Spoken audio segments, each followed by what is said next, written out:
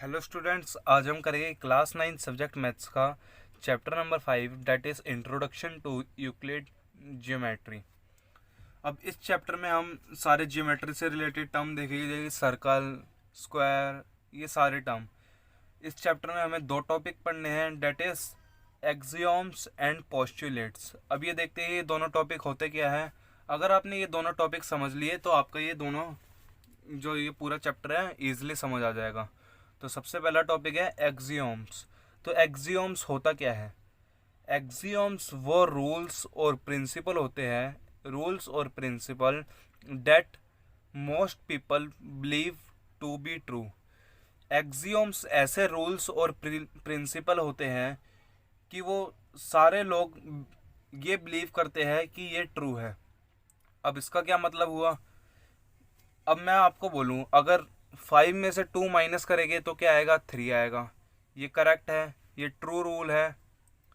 ये एक हर हर बंदा इस पे बिलीव करता है कि अगर 5 में से 2 माइनस करेंगे तो 3 आएगा। ये करेक्ट है।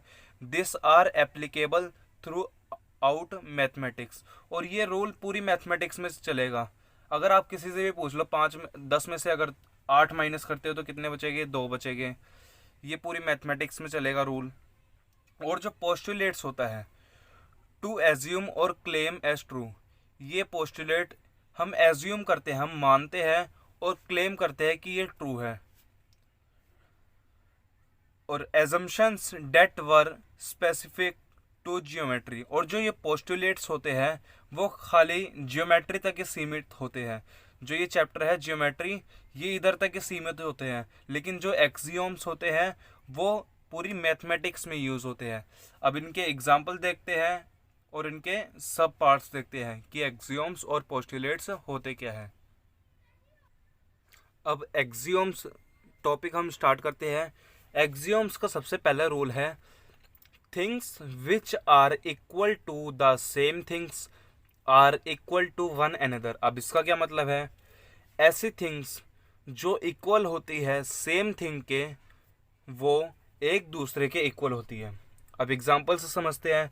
सपोज ए किसके इक्वल है? बी के इक्वल है। और बी किसके इक्वल है? बी सी के इक्वल है। Things which are equal to same thing, things which are equal to same thing, ये दोनों बी के इक्वल है, ए बी के इक्वल है, बी सी के इक्वल है। Are equal to one another, अगर ये दोनों इक्वल है तो ये सारे एक दूसरे के इक्वल हो गए। ए बी के इक्वल होगा, बी सी के, और ए सी के इक्वल होगा। अब ए बी के इक्वल है, बी सी के इक्वल है, तो ए सी के इक्वल ये कैसे हो जाएगा? अब ये देखते हैं। अब मान लेते हैं, लेट कर लेते हैं एक्स की, ए की वैल्यू क्या दे रखी है हमारे पास? ए की वैल्यू दे रखी है 9। अगर हमारे पास ए की वैल्यू 9 है तो ए बी के इक्वल है, तो बी की क्या वैल्यू हो जाएगी? बी की वैल्यू भी 9 हो जाएगी। अब बी की वैल्यू 9 है, बी सी के इक्वल है, तो सी की वैल्यू भी 9 हो जाएगी, है ना। अब हमने ये बोला था ए बी के इक्वल है, बी सी के इक्वल है, तो ए सी के इक्वल हो जाएगा। तो ए सी के इक्वल कैसे हुआ? ए की वैल्यू इधर 9 है, सी की वैल्यू भी इधर 9 है, तो ए सी के इक्वल हो गया। आई होप आपको ये समझ आ गया होगा। Things which are equal to same thing, ऐसी थिंग जो सेम थिंग के इक्वल रहती है। ए बी के इक्वल है और बी सी के इक्वल है, तो वो सारी थिंग्स एक दूसरे के इक्वल रहती है। ए बी के इक्वल हुई, बी सी के इक्वल हुई, तो जो ए है वो सी के भी इक्वल हो जाएगा। समझ आ गया होगा आपको। ए को मैंने 9 लेट कर लिया, फिर बी की वैल्यू निकाल ली 9, और सी की वैल्यू भी 9 आ गई, तो ए सी के इक्वल हो गया। तो फर्स्ट रूल तो हमारा ये है। अब सेकंड रूल देखते हैं। If equals are added to equal, the whole are equal. अब ये क्या है? अगर हम इक्वल में, equals are added to equal, equal हमारे पास कुछ चीज़ दे रखी है और उसमें इक्वल चीज़ ऐड करते हैं, तो जो होल टर्म आएगी वो भी इक्वल हो जाएगी। एग्जाम्पल से समझते हैं। सपोज आपके पास 4 पेंसिल है,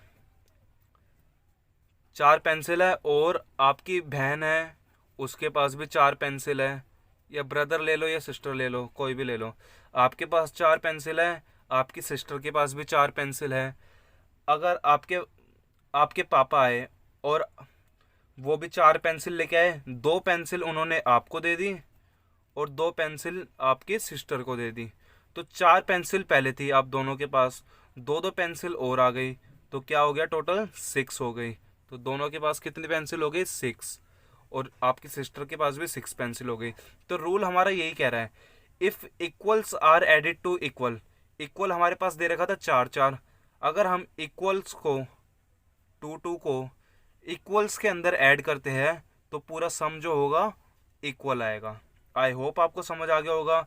अगर हम इक्वल चीज को, इक्वल चीज हमारे पास क्या है, 2 रुपये 2 पेंसिल, इस इक्वल चीज को इक्वल चीज में ऐड करते हैं तो वो आंसर भी हमारा इक्वल आता है। सेकंड रूल भी आपको समझ आ गया होगा। अब थर्ड रूल देखते हैं। अब थर्ड रूल देखते हैं, जैसे सेकंड रूल प्लस का था, अब थर्ड रूल माइनस का है। If equals are subtracted from equal the remainder are equal, अगर हम इक्वल्स में से इक्वल सब्ट्रैक्ट करते हैं तो आंसर भी हमारा इक्वल आएगा, रिमाइंडर भी इक्वल आएगा।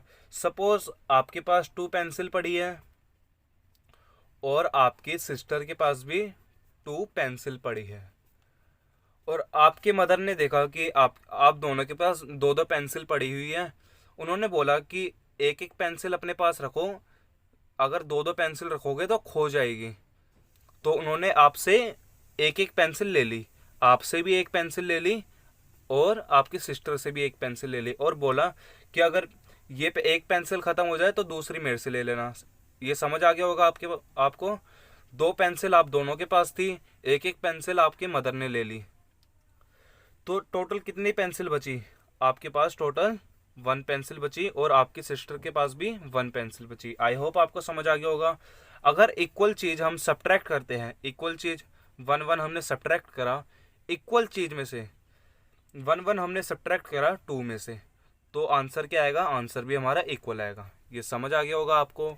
अब फोर्थ देखते हैं, things which coincide with one another are equal to one another. अब फोर्थ रूल दे रखा है हमें, things which coincide with one another are equal to one another. अब इसका क्या मतलब है, इसको समझने से पहले हमें कोइंसाइड का मतलब समझना होगा। कोइंसाइड का मतलब क्या होता है, कोइंसाइड का मतलब एक के ऊपर एक लाइन। अगर सपोज ये हमारे पास एक रेड लाइन है, ये रेड लाइन आ गई हमारे पास, अब इसी के ऊपर जस्ट ऊपर एक ब्लू लाइन भी आ गई, एक रेड लाइन आ गई, ये थोड़ा मैं डार्क कर देता हूँ, ये एक रेड लाइन आ गई, और इसी के जस्ट ऊपर एक ब्लू लाइन आ गई।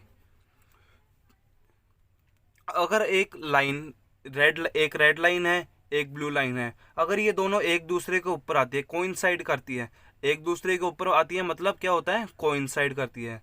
अगर 2 लाइन ऐसे कोइंसाइड करती है तो वो इक्वल होगी। अब इधर देख सकते हैं आप, सपोज ये जो रेड लाइन है ये है 6 सेंटीमीटर, और ये ब्लू लाइन भी 6 सेंटीमीटर की होगी। सेम लाइन एक दूसरे के ऊपर है तो वो इक्वल होगी। कोइंसाइड का मतलब होता है एक दूसरे के ऊपर लाइन होना, बिल्कुल टच में होना। अब ये रेड पेन है और ये ब्लू पेन है, अब ये दोनों एक दूसरे के ऊपर आ गए, मतलब ये कोइंसाइड कर रहे हैं एक दूसरे को, और ये दोनों इक्वल हो जाएंगे। आई होप आपको ये फोर्थ रूल भी समझ आ गया होगा। अब फिफ्थ रूल देखते हैं। फिफ्थ रूल क्या दे रखा है, the whole is greater than the part. अब ये ऑब्वियस सी बात है, जो होल चीज होगी वो पार्ट से हमेशा बड़ी होगी। अब देखते हैं क्या है ये, इसे एक एग्जांपल की हेल्प से समझते हैं। सपोज आपके पास एक पेंसिल का बॉक्स है, ये कौन सा बॉक्स है, पेंसिल का बॉक्स है, और इसमें बहुत सारी पेंसिलें पड़ी हुई है। इसमें टोटल कितनी पेंसिल्स है, 15 पेंसिल्स। अगर मैं इस पेंसिल बॉक्स में से एक पेंसिल निकाल लेता हूँ, इस पेंसिल बॉक्स में से मैंने एक पेंसिल निकाल ली, मैंने कितनी पेंसिल निकाली, एक पेंसिल निकाली। अब ये होल चीज़ क्या है, होल है 15 पेंसिल। होल का मतलब होता है टोटल कितना है हमारे पास, 15 पेंसिल। अब मैंने ये इस बॉक्स में से एक पेंसिल निकाली, तो कितनी पेंसिल है, एक पेंसिल। ये इस बॉक्स का एक पार्ट है ना, मैंने एक इंडिविजुअल पेंसिल निकाली तो ये एक सिंगल पार्ट हो जाएगा इसका। ये जो हो बॉक्स, ये होल है, होल चीज़ दे रखी है, होल मतलब ये टोटल है। अगर मैं इसमें से ये निकाल लेता हूँ तो मैंने इसमें से एक पार्ट निकाल लिया, तो पार्ट हमेशा छोटा रहेगा होल से। होल में कितनी पेंसिल है, 15 पेंसिल है। एक सिंगल पार्ट में कितनी पेंसिल है, एक पेंसिल है। आई होप आपको समझ आ गया होगा। पार्ट हमेशा छोटा रहता है होल से। The whole is greater than part. या आप ये भी कह सकते हैं कि होल जो होता है वो हमेशा पार्ट से बड़ा होता है। ये एक सिंगल पार्ट है, 1 पेंसिल है। होल में टोटल पेंसिल कितनी है, 15 पेंसिल। ये आ गया होगा आपको। अब सिक्स्थ रूल देखते हैं।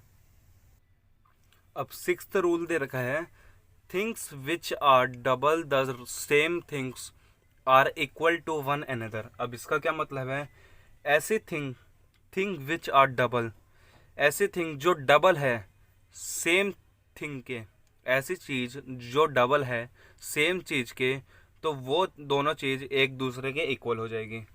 अब इसको एक एग्जांपल की हेल्प से समझते हैं। सपोज 2a किसके इक्वल है, x के इक्वल दे रखा है, और 2a y के इक्वल भी दे रखा है।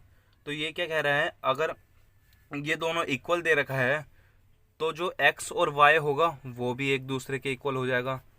अब ये कैसे हुआ, पहले ये समझते हैं ये इक्वल कैसे हुआ। Things which are double the same thing, ऐसे थिंग जो डबल हो सेम थिंग के, तो वो दोनों भी इक्वल हो जाएगी। अब इसे कैसे समझते हैं, एक्स को हम मान लेते हैं एक मोटा लड़का है, एक्स एक मोटा लड़का है, ए एक पतला लड़का है, ए दो लड़के हैं। दो पतले लड़कों को मिला के एक मोटा लड़का बनता है, समझ आ गया। और इसके साथ भी यही केस है, दो पतले लड़कों को मिला के एक मोटा लड़का बनता है, ये समझ आ गया। थिंग्स विच आर डबल, ये दोनों थिंग्स डबल है, मोटे मतलब मोटे हैं। Things which are double the same thing, ऐसी थिंग जो डबल हो सेम चीज़ के, सेम चीज़ के डबल है ये दोनों। ये जो एक्स है ये डबल है इन दोनों का, इन दोनों लड़कों का। और अगर इन दोनों को लड़कों को वाई के साथ भी कंपेयर करते हैं तो वाई भी डबल है। ऐसी थिंग्स जो डबल है सेम थिंग के, तो वो दोनों चीज़ भी इक्वल हो जाएगी। ये समझ आ गया होगा आपको। इसे एग्जाम्पल की हेल्प से समझते हैं। सपोज 2a किसके इक्वल दे रखा है, हमें x के इक्वल दे रखा है, और y किसके इक्वल दे रखा है, y भी 2a के इक्वल दे रखा है। a की वैल्यू हम मान लेते हैं, a की वैल्यू हमें दे रखी है 10। ऐसे मान लेते हैं जो एक a बंदा है ना, ये पतला बंदा है, एक बंदा 10 किलो का है। तो अगर एक बंदा 10 किलो का है, a की जगह हम 10 पुट कर देंगे तो 2 इंटू 10 इज 20। तो x की क्या आ गया, x की वैल्यू क्या आ गई 20, तो ये डबल आ गया। a की वैल्यू 10 थी तो x की वैल्यू क्या आ गई, 20 आ गई, ये डबल आ गया दोनों। अगर y के साथ भी यही चीज़ चेक करते हैं, a की वैल्यू क्या दे रखी है 10, तो y की वैल्यू भी क्या आ जाएगी 20, x की वैल्यू भी 20 आ गई, y की वैल्यू भी 20 आ गई, समझ आ गया। तो x और y दोनों इक्वल हो जाएंगे। अब 7th रूल देखते हैं। अब 7th रूल देखते हैं, things which are halves of the same things are equal to one another. अब जो 6th रूल था उसमें डबल दे रखा था, इधर हाफ दे रखा है, इधर भी वही ले लेते हैं। सपोज इधर दे रखा है a/2 किसके इक्वल दे रखा है, x के इक्वल, और a/2 ही y के इक्वल दे रखा है। अगर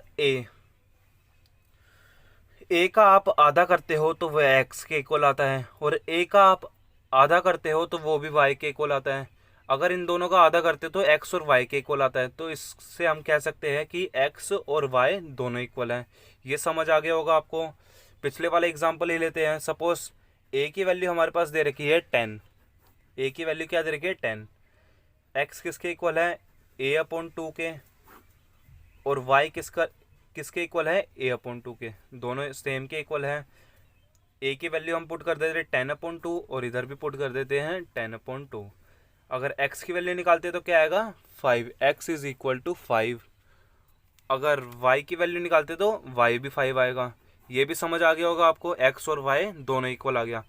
अगर हम सेम थिंग के things which are halves of the same thing, ऐसी थिंग जो आधी हो सेम थिंग के, अगर a का आप आधा करते हो तो x आता है, मतलब a का आधा क्या है, x। ऐसी थिंग जिसका आप हाफ करते हो तो वो दोनों थिंग एक दूसरे के इक्वल हो जाएगी। आई होप आपको ये समझ आ गया होगा। अब आगे देखते हैं। अब एक्सियोम्स के रूल हमारे ख़त्म हो गए हैं। अब देखते हैं नेक्स्ट टॉपिक, पोस्टुलेट्स। अब पोस्टुलेट्स के रूल देखते हैं। फर्स्ट रूल दे रखा है, ए straight line may be drawn from any one point two any other point. एक स्ट्रेट लाइन को बनाने के लिए एक पॉइंट से दूसरे पॉइंट की ज़रूरत पड़ती है। अगर आपके पास दो पॉइंट है, one point two any other point, एक पॉइंट ये दे रखा है और एक पॉइंट ये दे रखा है, तो आपको एक स्ट्रेट लाइन बनाने के लिए दो पॉइंट की ज़रूरत पड़ती है। दो पॉइंट ये हमारे पास है, इन दोनों को मैच कर देंगे तो ये एक स्ट्रेट लाइन बन जाएगी। ए straight line may be drawn, straight line बनाई जा सकती है from any one point two any other point. One point ये हो गया, अदर पॉइंट ये हो गया। अगर दो पॉइंट आपके पास है तो आप इजीली स्ट्रेट लाइन बना सकते हैं। ये रूल आपको समझ आ गया होगा, काफ़ी बेसिक है। अब सेकंड रूल देखते हैं, a terminated line can be produced indefinitely. अगर आपके पास एक टर्मिनेटेड लाइन दे रखी है, सपोज ये आपके पास एक लाइन दे रखी है, ये लाइन दे रखी है आपके पास, इस लाइन को आप इनडेफिनेटली जितना मर्जी बढ़ा सकते हैं। इस लाइन को चाहे यहाँ पर बढ़ा दें चाहे यहाँ पर बढ़ा दें। कहने का मतलब ये है, अगर आपके पास एक लाइन दे रखी है, एक लाइन दे रखी है, इसे आप जितना मर्जी बढ़ा सकते हैं, जितनी मर्जी लंबी लाइन बना सकते हैं। इसका यही मतलब है। लाइन से रिलेटेड था ये रूल, और ऊपर वाला भी लाइन से रिलेटेड था। सेकंड रूल का क्या मतलब है, अगर आपके पास लाइन दे रखी है तो आप जितना मर्जी बढ़ा सकते हैं, चाहे राइट साइड चाहे लेफ्ट साइड। अब थर्ड रूल देखते हैं। A circle can be drawn with any centre and any radius. हम एक सर्कल को बना सकते हैं किसके साथ, अगर हमारे पास एक सेंटर हो या कोई भी रेडियस हो, कोई भी सेंटर हो या कोई भी रेडियस हो, तो हम इजीली एक सर्कल बना सकते हैं। सपोज हम एक सेंटर ले लेते हैं इधर, ये हमने सेंटर ले लिया, और रेडियस हम खोल लेते हैं 2 सेंटीमीटर का। 2 सेंटीमीटर हमने रेडियस खोला तो हम इजीली एक सर्कल बना सकते हैं। ये हमने बना दिया एक सर्कल। सर्कल बनाने के लिए हमें क्या चाहिए, एक सेंटर चाहिए। कोई भी सेंटर, आप, मैंने सेंटर इधर लिया, आप इधर भी ले सकते हैं, इधर भी कहीं भी सेंटर ले सकते हैं, और कोई भी रेडियस ले सकते हैं। मैंने 2 सेंटीमीटर ले लिया, आप कुछ भी ले सकते हैं। सेंटर मैंने इधर लिया और 2 सेंटीमीटर रेडियस ले लिया, तो उससे एक सर्कल बना दिया। सपोज अब सेंटर पहले इधर लिया था मैंने, अब सेंटर मैं ले लेता हूँ इधर, सेंटर मैंने इधर ले लिया। अब रेडियस ले लेते 3 सेंटीमीटर, 3 सेंटीमीटर रेडियस ले लिया। अब बना देता हूँ सर्कल।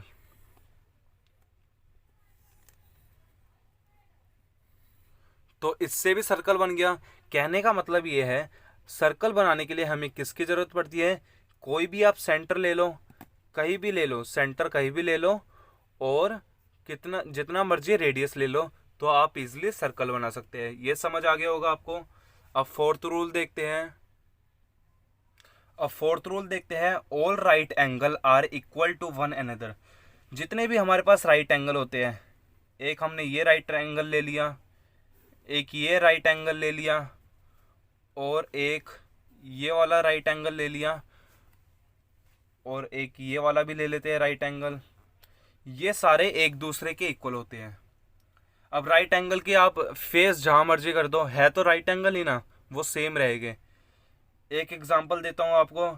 आप अच्छे बच्चे को चाहे गवर्नमेंट स्कूल में भेज दो चाहे प्राइवेट स्कूल में भेज दो, वो हमेशा बड़ा आदमी बन के निकलेगा। लेकिन ऐसा बच्चा जो पढ़ता नहीं है, उसे आप सरकार गवर्नमेंट स्कूल में भेजोगे, वो तो पढ़ेगा नहीं। अगर आप प्राइवेट में अच्छे से अच्छे स्कूल में भेजते हैं, लेकिन वो जब भी नहीं पढ़ेगा, क्योंकि इसकी इच्छा नहीं है। अच्छा बच्चा हर जगह पढ़ लेगा, एक जो बच्चा पढ़ता नहीं है वो कहीं भी नहीं पढ़ेगा। ये समझ आ गया होगा इस एग्जाम्पल से आपको।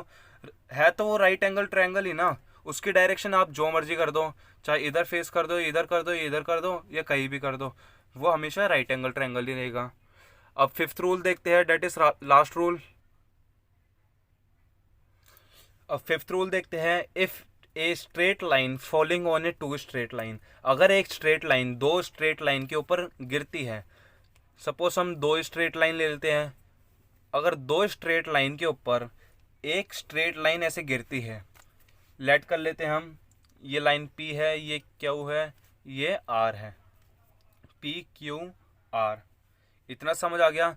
दो स्ट्रेट लाइन हमारे पास दे रखी है, और उन दो स्ट्रेट लाइन पे अगर एक स्ट्रेट लाइन गिरती है, फॉल करती है, आगे देखते हैं, line makes the interior angle, तो वो लाइन एक इंटीरियर एंगल बनाती है। इंटीरियर एंगल देखते हैं कौन सा होता है, ये आपके पास एक ट्रायंगल दे रखा है, तो इंटीरियर एंगल होता है ये वाला।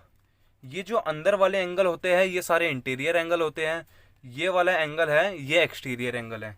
सेम इधर भी होगा, ये जो एंगल है ये अंदर वाले एंगल है, तो ये हो जाएगा इंटीरियर एंगल। ये कौन से एंगल हो जाएंगे, इंटीरियर एंगल। अगर हम इधर एंगल बनाते हैं तो ये हो जाएगा एक्सटीरियर एंगल। अगर दो स्ट्रेट लाइन के ऊपर एक लाइन फॉल करती है तो वो इंटीरियर एंगल बनाती है।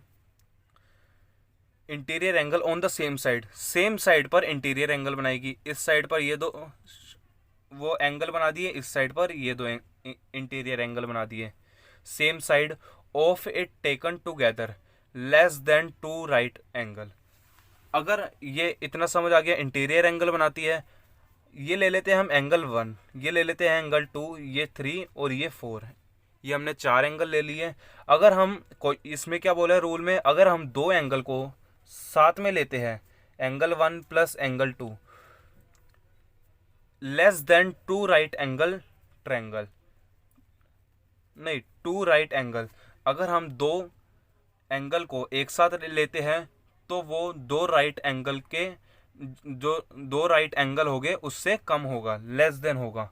दो राइट एंगल का क्या मतलब है, एक राइट एंगल होता है 90 डिग्री और दूसरा होता है 90 डिग्री, तो इसका क्या मतलब है 180 डिग्री। अगर हम दो एंगल लेते हैं तो वो 180 डिग्री से छोटा होगा। तो अगर एंगल 1 प्लस एंगल 2 करते हैं तो 180 डिग्री से छोटा, अगर एंगल 3 प्लस एंगल 4 करते हैं या तो फिर वो 180 डिग्री से छोटा आएगा। Then the two straight line if produced indefinitely meet on that side on which the sum of angle is less than two right angle। तो क्वेश्चन ये कह रहा है, अब मैं आपको दोबारा से समझाता हूँ। दो स्ट्रेट लाइन के ऊपर एक स्ट्रेट लाइन गिरती है तो वो इंटीरियर एंगल बनाती है। अगर हम ये एंगल को प्लस करते हैं और वो 180 डिग्री से लेस देन आता है, तो अगर हम उन दोनों लाइनों को आगे बढ़ाएंगे तो वो आगे जाके मीट करेगी। अगर हम मान लेते हैं एंगल 1 प्लस एंगल 2 180 डिग्री से छोटा नहीं आ रहा, 180 डिग्री से छोटा नहीं आ रहा, सपोज ये बड़ा आ रहा है ग्रेटर देन, तो हमने ये मान लिया। और एंगल 3 को एंगल 4 के साथ प्लस करा तो वो 180 डिग्री से छोटा आ रहा है। अगर कोई भी एंगल 180 डिग्री से छोटा आएगा प्लस करने पर इंटीरियर, दोनों लाइनों को एक्सटेंड करेंगे। अगर इन दोनों लाइनों को बढ़ाएंगे तो ये आगे जाके मीट करेगी। आई होप आपको ये समझ आ गया होगा। अब ये तो थी इसकी लैंग्वेज, अब मैं आपको अपनी भाषा में समझाता हूँ कि आपको ईजिली समझ आ जाए। अगर दो लाइन स्ट्रेट लाइन है, उनके ऊपर एक स्ट्रेट लाइन फॉल करती है, अगर एक स्ट्रेट लाइन फॉल करती है तो वो इंटीरियर एंगल बनाएगी। एक इस साइड पर बनाएगी, एक इस साइड पर बनाएगी। अगर हम इन दोनों इंटीरियर एंगल को प्लस करते हैं, अगर वो 180 डिग्री से लेस देन 180 डिग्री आता है तो ठीक है। अगर लेस देन 180 डिग्री आता है तो अगर हम उन लाइन को आगे बढ़ाएंगे तो वो आगे जाके मीट करेगी। अब एंगल 1 प्लस एंगल 2 हमने मान लिया कि वो 180 डिग्री से बड़ा आ रहा है, तो ये आगे जाके मीट नहीं करेगी, ये तो खुलती जा रही है ऐसे लाइनें, ये आगे जाके खुलती जाएगी। लेकिन एंगल 3 प्लस एंगल 4 180 डिग्री से छोटा आ रहा है, अब ये 180 डिग्री से छोटा आ रहा है प्लस करने पर, अब इन्हें आगे बढ़ाएंगे तो ये एक पॉइंट पे मीट करेगी। बस यही इस रूल का मतलब है। आई होप आपको ये सारे रूल समझ आ गए होंगे। अगर आपको कोई भी डाउट हो तो आप कमेंट कर देना, मैंने अपना बेस्ट 100% ट्राई किया है कि आपको अच्छी तरह समझा सकूं। Thank you for watching this video.